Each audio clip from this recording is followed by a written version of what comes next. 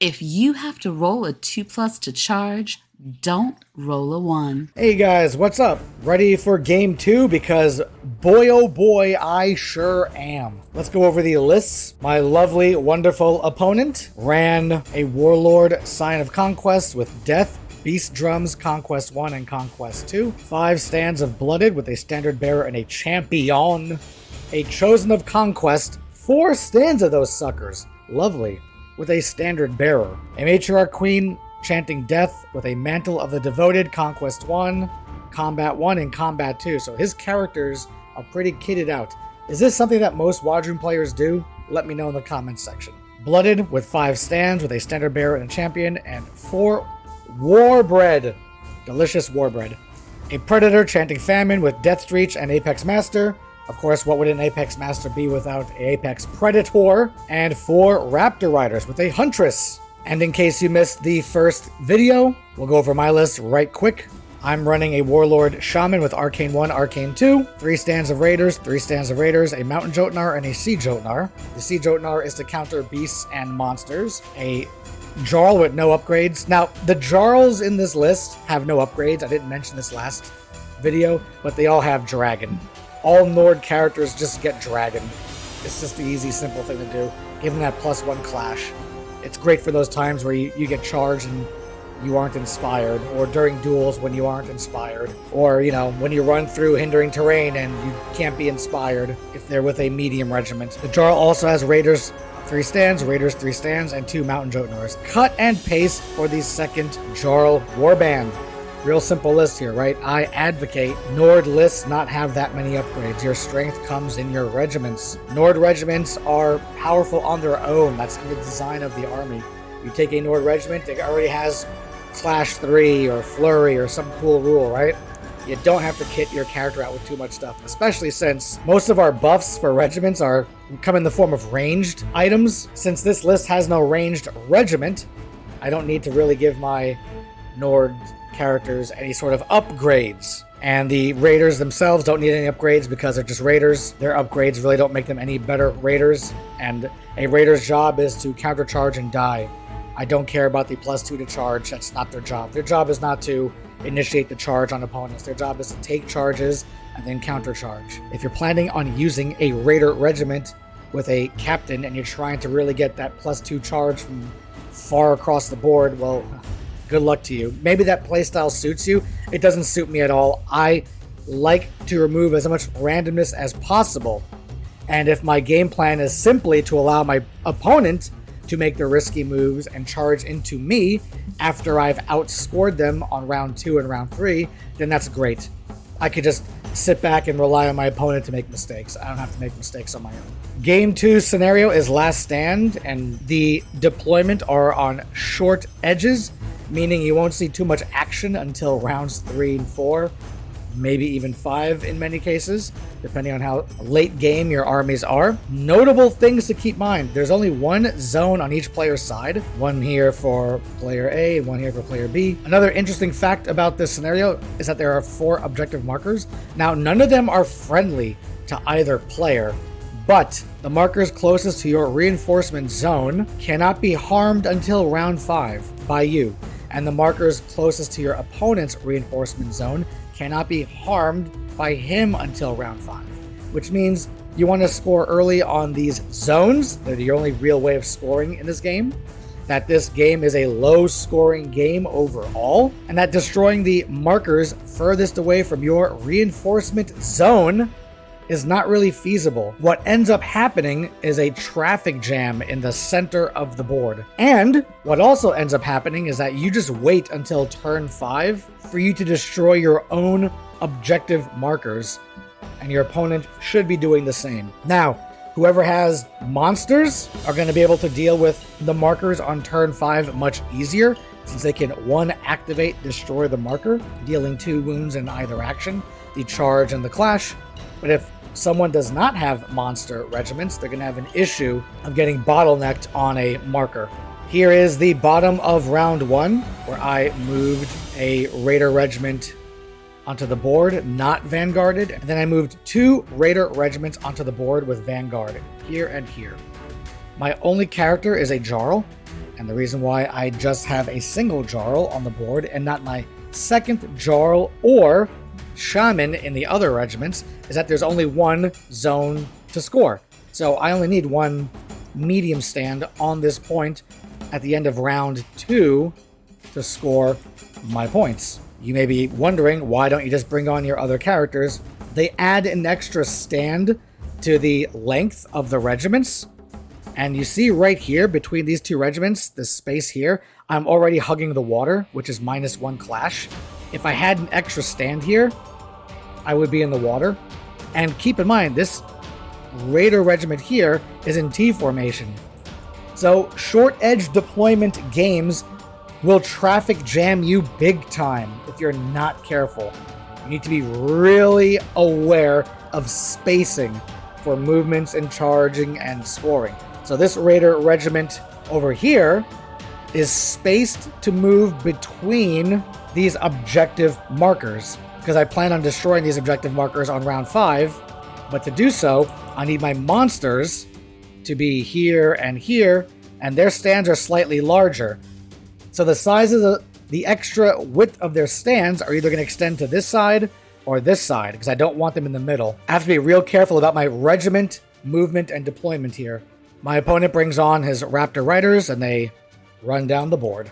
You're going to see regiments here on my opponent's side of the board. Space was limited where we were playing, so please ignore any regiments just kind of hanging out here.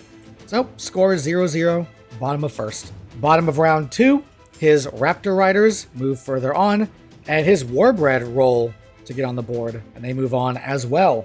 I get all my Raiders except a single regiment, and the Raider regiment on the north has a Jarl. The Raider regiment that arrived round 1 is now slightly angled this way in preparation to charge the Raptors, depending where the Raptors want to go. A Raider regiment with my Shaman is positioned in the water, so in case they get charged, my enemy will get -1 clash, and my Shaman can just cast his 20-inch spells from back here. The Raider regiment to the south that was already on since round 1 reformed in such a way just so the tip of the medium stand Jarl touches the zone. And I moved the other Raider regiment right next to my Jarl's Raider regiment, slightly angled. The reason why I slightly angled the regiment is, if we could zoom in here, you see this little bit right here? Right in there? This little space? Right there. That means if the Raptor Riders charge, they basically cannot have this formation on me, because he would be pushing my regiment further than an inch away, making his charge an illegal charge. This forces him to actually charge like this, just missing the end, and then forcing his fourth stand off the edge right here, which allows me to then charge onto the front of his Raptor Riders. Or if there's enough space, actually go through this marker and flank them. So even with two 110-point regiments, a half of an inch of spacing helps. And on purpose, I butted my Raiders up against the battlefield edge, which makes moving this whole regiment a little trickier. If he wants to make contact here and then close the gate and push me an inch away, he wouldn't be able to do it, because his regiment is going to be over here, right? And this section is going to be pushed more than an inch away, thus making his charge illegal, then resetting his Raptors back to where they are, and then they just fail the charge. So even on round 2, I'm already setting up for a Raptor charge in the future in such a way. See, I had to go over 5 minutes discussing this. This is how technical you have to be with Nords. Other armies, you can get away with mistakes. With Nords, you have to be this technical, because I'm not as fast as Wadroon, I'm not as durable as any other army. You have to use the core rules to your advantage as much as possible. And having multiple small units, I know these are regiments, but MSU is a term in wargaming. Having multiple small units, you need to use all those units to your advantage. And I just realized I had the wrong window up during recording, so sorry for round 2 having that cut side with my Photoshop showing. It is what it is. This is the end of round 3. A Vanguard moved a Mountain Jotnar behind this marker. I Vanguard moved another Mountain Jotnar to get ready to go onto this marker. And then I normal moved a Mountain Jotnar over here. I also moved a regiment of raiders because they had to come on this round. My raiders at the top reformed into a square formation to give room on the sides so I can charge and wheel, and also give room for my Mountain Jotnar. And because I'm up by 2 points, see my opponent, I have 4 points and my opponent has 2. Because I scored round 2, I'm up on points. I don't have to go any further. I can sit right where I am and he has to play my game. My Raider regiment here is now facing this way. Why? Because his Raptor Riders went first and my opponent made a tactical error. He tried to shoot at my marker here, but he had forgotten that you can only shoot at markers with effective range, and he was well beyond his effective range. And this was an issue he had. He probably planned on this before the game. Even, on round 1, he wanted to run his Raptors up and shoot this off the board, forcing me to come to him to outscore me. I mean, this still would take 3 full rounds of shooting to do, or maybe 1 round of shooting, then he'd have to charge and they don't even do impacts. Yeah, it would take 3 full rounds of him to destroy that marker. So I don't know what my opponent was thinking. It's really dangerous for him to do that. Either way, he realized his error. So since he realized his error and he reformed into a 3-stand front formation, I just took my raiders and I didn't charge into him. I just angled my raiders in case he charged me. I would get his flank here on the side, right? Or if he came in to charge the marker, I can then get closer to charge him in the flank here. So all of my movements are set up to receive the charges and then act accordingly. His Warbred move up, and they're now capturing this zone, which scores him the 2 points at the end of this round. His Chosen of Conquest are on, and they move up the board. His Apex Predator also moves up the board, and a Regiment of Blooded move up the board. As far as I remember, this Regiment of Blooded are still off the board. This is the end of round 4. I score another 2 points, and he scores another 2 points. So my dice is off the screen at the moment. Let's see if I can bring it on. There we go. Cool. So I got 6 points here, and he has 4 points here. So since this scenario is short edge deployment, this Raider regiment here didn't even move forward during this round. I'm keeping them in the back in case my plans go bad. I need to have this regiment ready to run around the board to try to make it until the end of round 10, since I have a 2-point lead. Now, this Mountain Jotnar moved up onto the point, and he's hiding right behind this hindering terrain. Actually, he's on it, but that's okay. He's blocking my raiders here from being charged. And my raiders here have reformed just to make room for my other raiders. See how, look at this mess here. Look at this traffic jam of just Nord stuff. And if I didn't angle my regiments perfectly, look at this little space here, right over here. Remember when I reformed this regiment into a square? I was able to move the Mountain Jotnar right here. And my Mountain Jotnar is positioned in such a way that if he were to try to charge me in the front, he might not actually be able to do that due to this regiment being in the way. Now, is that guaranteed? Because I think there's more than an inch right over here for my regiment to move. Once again, I don't know.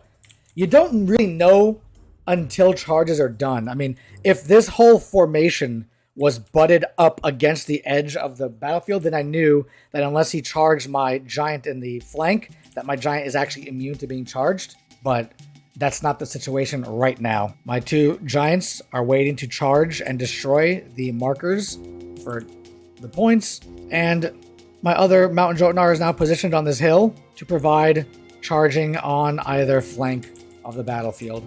His Blooded moved a little further up on the board, and they're getting ready to charge the marker next round, since this is the end of round 4. His other Blooded regiment came out of the side reinforcement line and have positioned themselves further up the battlefield. His Apex Predator is primed behind the marker to score his points right here. And he's kind of just waiting with his Warbred and Chosen here, probably for more backup. He moved his Raptor Riders further back. He did his fluid reform, went back, and then just reformed to face forward. So he's shoring up his line as well. I have my line here, and he has his line over here. This is just a different angle of how the board looks from a player's perspective, same as the previous picture. You can see all the little gaps that I need for wheeling and charging and etc, etc. Got to make room for all of your plans, especially when you do this Nord traffic jam stuff. So now it's round 5, and this Jarl is going to seek escort to this regiment back here. I don't need him up in the front lines for any reason at all. He's just going to sit back and score while my Mountain Jotnar tries to go do some work. Oh, some of you may be wondering, why is there a Stalker card here? That's because I converted my Stalkers over here into Raiders, because you don't need more than 1 or 2 Stalker regiments in a Nord army of pretty much any build. And I needed more Raiders, so I gave them hammers and axes from Warhammer Fantasy Battleline, old Warhammer World Dwarves. So now they're Raiders. So the Stalker card is actually a Raider card. So here, I kind of didn't take the correct order of photos, but his Warbred were stationed right here, and so was a Mountain Jotnar. His Warbred did the burnout and charged the Mountain Jotnar, killing it, doing some damage to themselves. Then this Raider regiment charged his Warbred and killed the Warbred. I also missed a photo here. His Blooded charged my Mountain Jotnar that was sitting on this hindering terrain, denying them the Inspiring, but they killed my Mountain Jotnar.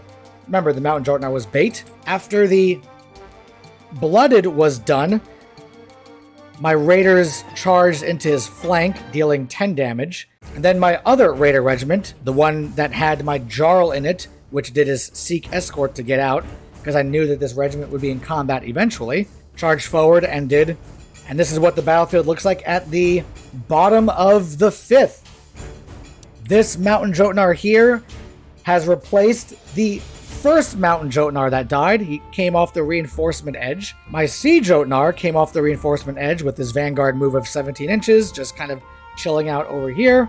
Purpose of the Sea Jotnar is to win supremacy and then charge his Chosen, or have the Sea Jotnar get charged and have this nice, delicious edge for me to charge into from all sorts of angles. So every movement is setting up for a counter attack. Both of my markers have been destroyed by my Mountain Jotnars, netting me points for those. My opponent destroyed his marker here with his Apex Predator, and then he dealt 1 wound here to the marker next to the Blooded. The Blooded charged those. His Raptor Riders reformed into a T formation, I forget why, and then his Chosen of Conquest moved up slightly. During round 5, my opponent's Chosen of Conquest activated first, and they charged the Sea Jotnar, dealing 11 damage total. But my Sea Jotnar then attacked back and dealt enough wounds to kill a stand right here, and then put 4 wounds on this stand over here. Because my opponent took the stand off here, it was going to make reforming and then charging here much harder. But, good on him for doing that. My opponent activated his Blooded here, and they destroyed the Raiders that were in his flank. And what you're seeing now is my opponent's Raptor Riders moving up to put the edge of his regiment into the flank of his Blooded to stop these Raiders from charging the Blooded. So he's blocking me from charging his Blooded. Just very smart of him. My Raiders activated. Chop, chop, chop. Did some more damage. And this time my Raiders actually did 8 damage to the Blooded. So because I couldn't charge his Blooded in the side, I went ahead and charged his Raptor Riders. I took the bait. I gotta go for it. And I dealt 9 damage to the Raptor Riders, killing 1 stand, and the dice is here somewhere, but probably back here, and doing 4 to another one right here. And this is what it looks like at the end of round 6. My Mountain Jotnars are positioned for all sorts of counter charges if need be. His Apex Predator moved up and reformed just to face a certain direction, I believe. So he's now scoring this objective zone here. And my opponent, I think, learned the lesson, because he was butted up against the marker, and he had asked, or he tried to just move past him, and I told him he couldn't. So we got a judge over to confirm, and yeah, he thought you could just, while engaged, just march, but marching is an out of combat action. It's not an in combat action, and you're engaged. So he had to spend like 3 rounds destroying this marker here, keeping his blooded out of combat. A couple of core rules errors on my opponent's part hindered his game quite a lot, with his not be able to shoot the marker on round 3 and then spending a couple of rounds punching this marker because he thought he could march over it. My Nord battle line is now at an angle, and I have a billion counter charge possibilities going on here. So let's go over to round 7. His Chosen activated and killed the Sea Jotnar. My Raiders here activated and killed his Blooded. My Raiders over here activated and killed the Raptor Riders that were right here, dealing them 15 damage. My Raiders over here activated and reformed, and now are just kind of waiting to receive the charge, I believe. Here, my opponent's Apex Predator activated and charged that regiment of Raiders I had right here and destroyed them. My Mountain Jotnar then activated for a counter charge, dealing 11 damage to his Apex Predator. And my Raider regiment over here reformed and is now facing his Chosen of Conquest here. My other Mountain Jotnar moved up, and I did not want to do a double charge. I didn't want to just do that. So he just moved up so I get distance, guaranteed movement distance. So on the next round, I could charge into his flank and then get on the point to score. And this is how the game looks at the end of round 7. The opponent has 1 regiment of Blooded on this side of the battlefield and an Apex Predator and a Chosen over here. My opponent's Apex Predator activated first and killed the Mountain Jotnar. Just ate him for breakfast. Yum, yum, yum, yum, yum, yum. His Cleave 2 just basically goes through Mountain Jotnars because they don't have evasion, which is perfectly fine. And then, ate him up for breakfast. Yum, yum, yum. My Raiders activated here, charged in, and then killed 1 stand of Chosen. The Mountain Jotnar finally activated, charged in the flank, killed the Apex Predator that was here, and is now on the point for scoring. His Chosen activate, killing 2 stands of Raiders, breaking my regiment. And then I tried to take pictures, obviously, but this Blooded regiment charged forward and killed this regiment of Raiders that has my Warlord in it, so we did it for the extra points. Because I have countercharge set up with all of my MSU garbage all over the place, I was able to charge him in the flank with my Raiders and charge him in the front with my Mountain Jotnar. Altogether just killing 1 stand. Sometimes the rolls are what they are, And this is bottom of round 8 or 9. Kind of forgot right now. This is the bottom of the last round that we played. My Raiders and Mountain Jotnar activated, killing 1, 2, 3, 4 stands of his Blooded here. His Blooded activated, dealing damage to the Mountain Jotnar, dealing him 10 damage actually, but not enough to kill the Mountain Jotnar. And then my Mountain Jotnar up here activated and charged his Chosen, because his Chosen activated and killed my Raiders, which then left my Mountain Jotnar to charge his Chosen and kill his Chosen. And that was the end of the game. Which left the final score, the Wadroon scored 22 points against my Nord victory of 42 points. Thank you all for watching this battle report. Let me know in the comment section if you enjoyed this style, this format. I will be doing stream games again eventually. Don't forget to join my Patreon. And don't forget, if you need a 2+ to charge, don't type a 4. There are a bunch of 2s on this screen. It's a lot of them. Would have been cool if this game ended as a tie. 22 to 22. Then I could really brand that for my YouTube channel, right?